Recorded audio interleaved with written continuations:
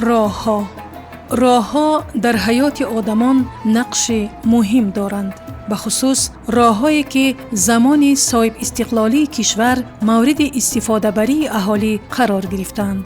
راه‌ها را می‌توان آغاز زندگی پر از شیب و فراز مردم نامید. محض همین راه‌ها ما را به گوشه‌های مختلف تاجیکستان عزیز و بیرون از آن می‌برند. البته با کلام شکرانه حرکت نمودن در چنین راه‌ها، دیدن شاهکاری‌های بی‌نظیر طبیعت و شنیدن سرود تاجیکستان با صدای دلنشین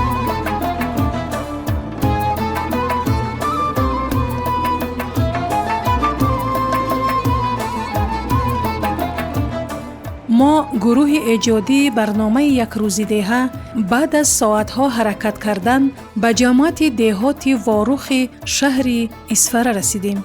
واروخی که پاره از خاک پاک تاجیکستانی عزیز است و هر کنار سبزش نشانی عصرها و ندای قلبها را در خود دارد.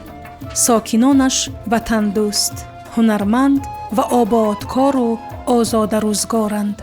با دستور و هدایت‌های اساسگذار صلح و وحدت ملی پیشوای معظم ملت جناب عالی محترم امام علی رحمان و در دایره 35 سالگی تجلیل جشن بزرگ ملی استقلال دولتی جمهوری تاجیکستان در تمام گوشه و کنار وطن عزیز ما کارهای بنیادکاری و سازندگی با مرام پیش می رود و امروز در جماعت دهاتی واروخ که یک گوشه که زیبای تاجیکستانی عزیز است، کارهای بنیادکاری و سازندگی با مرام ادامه دارد. الکی 30 دکبر سال 2025 از طرف جماعت 162 انشاءات ها به استفاده داده شدند که این 126% نقشه را تعمیم می نماید. امروز مردم واروخ، مردم آبادکار، سربلند، با ننگ و ناموس واروخ در پرتو هدایت های پیشوای معظم ملت، در پهلوی پیشوای معظم ملت زیچ متحد شده بهر آبادی وطن عزیز خود سهم ارزنده میگذارند و شکرانه صلح و ثبات و آرامی کشور را میکنند.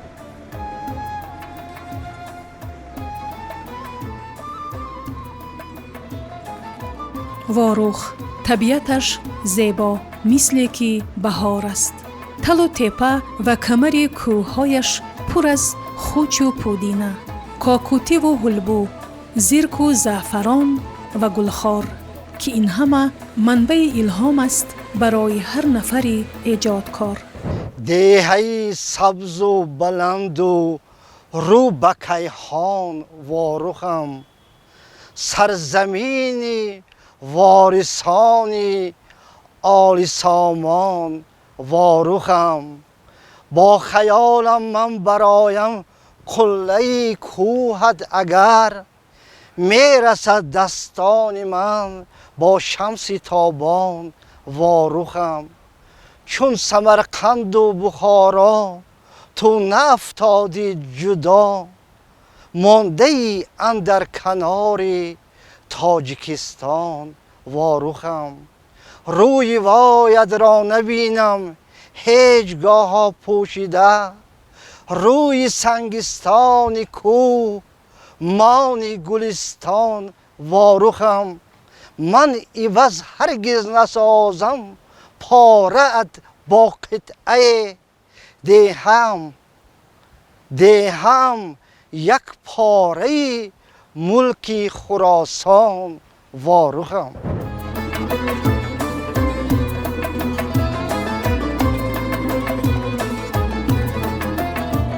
واروخ هوایش مشک‌بیز، کوههایش پراسرار و موضعهای تاریخیش بسیار، راههای بین دهه‌هایش پرپیچ و تاب، کنارشان باشد رود و دریاچه‌های شوخ کوهی در شتاب.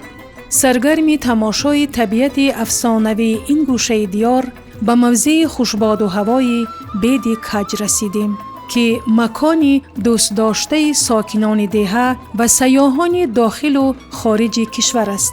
بلندی های سبز و خرم این گوشه وطن را هنرنمایی بانوان، شادی کودکان و سرود مردان کوهستان حسن دیگر می بخشد. تاجیکستان توی دارد دوستان را انتظار،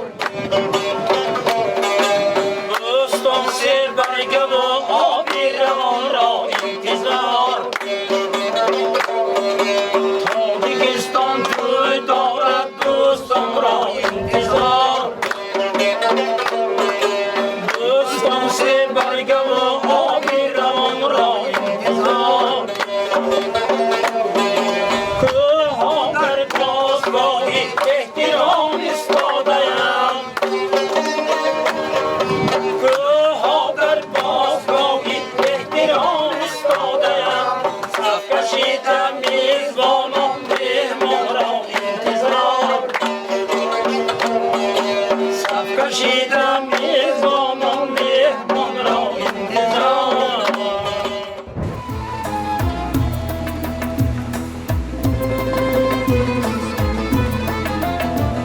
واروخ نوای دریاچه های کرفشین و شکمبیش که از دو قسمت دهات به هم آمده دریای پرتقیان اسفره را تشکیل می دهند روح را می نوازد. به نظر چنین می رسد که گویا کاکلان سرخمیده مجنون بید به دریای شتابان راز می گویند.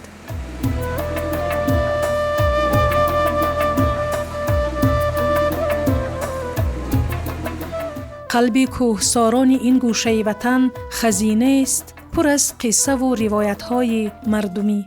چطوری که ما آگاهی داریم در طول تاریخ دهات واروخ از بابورنامه برمی آید که در هیئت دولت دیوان همچون یک شهرستان 3000 سال از این پیش نامنویس شده است و از خود درک داده است. امروز تاریخ شناسان از آن آگاهی دارند و در صفحه های تاریخ کهن تاجیکستان آمده است که در درآمدگاه واروخ که در تخت سنگ کوه بسیار یک کتیبه قدیمه که حرفهایش هنوز از دوران کتیبه عربی پیش نگاشته شده بود با مضمون این شهرستان مردم شاد و فرح دارد و این شهرستان طبیعت زیبا دارد گفتگی معنی را در خود کسب کرده است و من همچون زیایی همچون راهبر قصر فرهنگ جماعت دهات واروخ امروز افتخار میکنم که از روی روایت ها واروخ ما تاریخ 6000 ساله دارد. میگویند که در آسیای مرکزی اولین پیدایش انسانیت محض در قطار کوههای در واروخ جای گرفته از جمله در دامان کوه سیاه واروخ و در غار امروز همچون یک درگاه مقدس به حساب می رود. زیارت آن تاریخی است و همچون غار بابا نام می گیرند گویا که 6-7 هزار سال پیش از این اولادان ما اجدادان ما بابایان ما در آنجا زندگی کردند عمر به سر بردند و یعنی که حیات در آسیای مرکزی از همین نقطه های تاریخی که من گفته گذاشتم و قید شده است در تاریخ ملت در تاریخ تاجیکستان حیات منشأ گرفته است و امروز البته توجه دستور و هدایت صدر معظم ملت محترم امام علی رحمان که درباره موضوعهای سیاحی می رود البته توجه سیاحان را واروخ همچون یک در وادی فرغانه منظره زیبا یک دسته گل در کف کوه یک بهشتی که دامانش همیشه در بهاران در زمستان سبز و تر است دقت سیاحان را به خود جلب میکند و امروز صاحبکاران واروخ جوانان با آر و ننگ ملت چند شما میبینید باشگاه‌های استراحتی فراغتی را در موضع بید کج برای مردم و برای سیاحان ساخته به استفاده دادند که البته باعث افتخار است.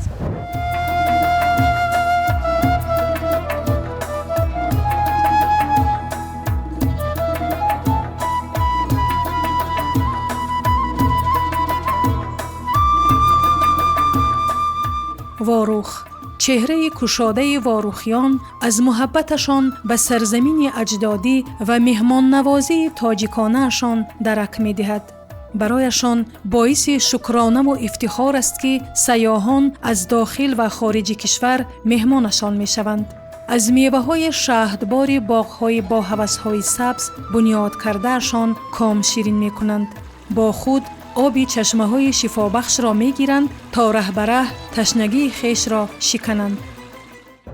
جای منظره هست، جای طبیعت است، جای کبوتی است، جای آب است، آنجا استراحتگاه است. شکر خدا میکنم که کل موضع های تاجیکستان استراحتگاه است. استراحتگاه ورزو دره رامید و اینک واروخ رو وا کرده است بکشاده دسترخوانی خود. امروزها نام واروخ مشهور و معلوم گشته است. طبیعت زیبا، چخیل میبینید در بالای سنگی هستم که در اینجا نقطه از همه بالای جای دمگیری مردم است. شاعران، نویسندگان، عالمان، مردم همه تابستان به اینجا میان دم میگیرن. پرزیدنت جمهوری تاجیکستان محترم ایمان‌الله رحمان سالهای آخر به این مسئله دقت مخصوص داده استادند و میدهند. سالهای آخر واروخ به درجه شناخته نشونده تبدیل یافته است. راه ها اسفالت پوش، مکتب های نو، کارخانه های نو، طبیعت زیبا، شاعران، نویسندگان از این دیار ما شاعران زیادی، عالمان زیادی کار در همینجا تولد شدند، روز به سر میبرند و در شهرهای گوناگونی جمهوری تاجیکستان و بیرون از آن کار میکنند و یکی از آنها کمینه هستند. سالهای آخر مسئله سیاحی در تاجیکستان مسئله اولین درجه است. یکی از موضوعهایی که برای سیاحان معقول می شود و برای سیاحان موافق است این دیار واروخ است. انا هم در اینجا می بینید سالهای پیش همینجا فیلمی حسین عرابکش را به نوار گرفته بودند و تا این دم این فیلم را همه تماشا می کنند. شاعر خلقی تاجیکستان مرزا ترسونزاده دوره هایی که ما جوان بودیم، جوانی ما در همین جا گذشته است، به این جا می آمدند همراه شاعران در این طبیعت شعر می گفتند و مردم وا می خوردند. واروخ بالاتر از موضع تاریخی و استراحتی بیدیکج موضع دیگری موجود است که میان مردم با نام چشمه شهرت دارد و مکان دوست داشته سیاحان است. باعث شدی سرفرازی و شکرگزاری یکایک ماست که امروز تاجیکستان عزیز وطن محبوب تحت سروری اساسگزار اصول و وحدت ملی پیشوای معظم ملت جناب عالی محترم امامعلی رحمان روز از روز آباد و زیبا گشته سطح زندگی مردم بالا رفته ایستاده است. در این روند پیشروی ها، در این روند آبادکاری ها اسفره یکی از پیشصفان به حساب می رود که امروز در هر یک کوچه و تنگکوچه و محله و جماعت های شهرک و دهاتی شهر اسفره کارهای آبادانی و تازگی بهر جشنگیری 35 سالگی استقلالیت دولتی جمهوری تاجیکستان روانه گشته ایستاده است و اسفره با طبیعت زیبای خود، با آب و هوای شفا بخشش، با میوه های شهدبارش، با مهمان نوازیش به دل و دیده سیاحان جا گرفته است و خرسندی آور آن است که بعد بازگشتن گذرگاه سرحدی گلستان بین جمهوری تاجیکستان و قرقیزستان امروز شماره سیاحان خارجی خیلی به شهر و دهات اسفره بسیارتر شده ایستاده است و مورد قید است که امروزها در شهر و دهات اسفره بیش از 53 موضع‌های سیاحی تماشاباب، بیش از 167 یادگاری‌های تاریخی و فرهنگی وجود دارد که همه روزه سیاحان داخلی و خارجی از این دیده می‌نماید و این لحظه ما قرار داریم در یکی از دهه‌های زیبا منظری واروخ در موضع سیاحی بدیکج، در موضع سیاحی شیمرغان بابا قرار داریم. خاصتا سیاحت داخلی به این موضع خیلی زیاد گشته است. اینفراساختور ساحه سیاحی برای سیاحان همیشه آماده است و خود بینگرید از طرف خود صاحبکاران جماعت دهات واروخ در موضع سیاحی بدیکج و شیمرغان بابا خانه ها و جاهای مکان های استقامتی و استراحتی مخصوص برای سیاحان ساخته به استفاده داده شدند که همه آن طریق حشر براه مانده شده است. واروخ هر قدم به بلندی های کوهسارش و دیدن افسونکاری های طبیعت زی نزدیک مفتون کننده است. جوانان سعادتمندش خوب می دانند که وطن از دیه آغاز می شود. از این خاطر برای باز هم آباد و زیبا گشتنش کمری همت بستند و با قلبی سرشار از مهر و محبت وصفش می کنند. طبیعت خوشنمای تازه دارد، تمامی ده هوای تازه دارد، خروجی غنچه ها را دیده بلبل، پیامی نو صدای تازه دارم. طبیعت خوشنمای تازه دارد، تمامی ده هوای تازه دارند. خروجی غنچه ها را دیده بلبل، پیامی نو صدای تازه دارند. زنند مستانه پر مرغی پرافشان، کرافشانم نوای تازه دارند. شده شاخی سفید هم سبز و خورم، چو رنگی گل بقای تازه دارند. حلاوت بخشی های شمسی خوابند، عجب صبح و صفای تازه دارند.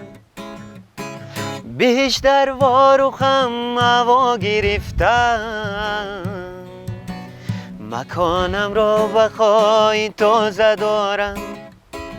بیشتر واروخم هوا گرفتم، مکانم را بخوای تازه دارم. طبیعت خوشنمای تازه دارد، تمامی ده هوای تازه دارد. خروجی غنچه ها را دیده بلبل، پیامی نو صدای تازه دارند. جماعت دهاتی واروخ، ساکنان صاحب سخن و بانندگوارش در راه بزرگ و به آخری وطنداری با اندیشه سازنده قدم‌های استوار می‌گذارند. با شکرگزاری از فضای آرام و آسوده مهنت می‌کنند تا این گوشه تاجیکستانی عزیز آباد، سبز و خرم و پایدار باشد.